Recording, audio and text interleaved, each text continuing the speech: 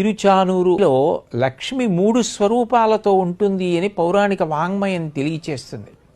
ఒకటి వీరలక్ష్మిగా ఆవిర్భవించినటువంటి సహస్రదళ పద్మము నుండి వచ్చినటువంటి శక్తి స్వరూపం. అదే తల్లి వ్యూహలక్ష్మిగా కొండ మీద ఉన్నటువంటి వెంకటేశ్వరుడి యొక్క హృదయ స్థానమునందు ఆసీనురాలయ్యుంది. 3వ రూపం పద్మావతీదేవిగా వెంకటేశ్వరుడు ద్వాపరయుగంలో కృష్ణ భగవానుడిగా ఉన్నప్పుడు ఇచ్చినటువంటి మాట, తల్లి యశోదకి ఏ మాట ఇచ్చి ఉన్నాడో అది పూర్తి చెయ్యడం కోసం అవకాశం ఇవ్వడానికి పద్మావతీదేవిగా వచ్చింది.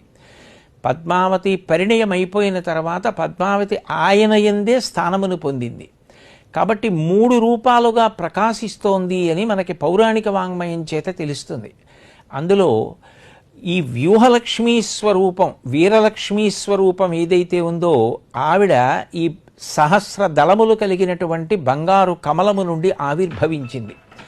కార్తీక మాసంలో శుక్లపక్షంలో పంచమి తిథి నాడు ఆమె ఆవిర్భవించింది.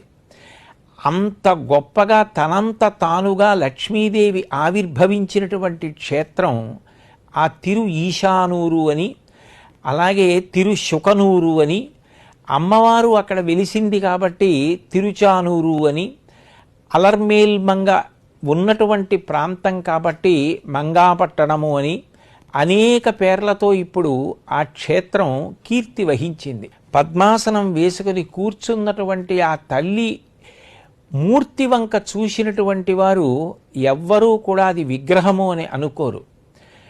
అపారమైన మాతృభావన కలిగి సాక్షాత్ తల్లి ఎదురుగుండా కూర్చుని ఉంది అన్న భావన పొందుతారు. మనసంతా కూడా అంత శాంతితో నిండిపోతుంది.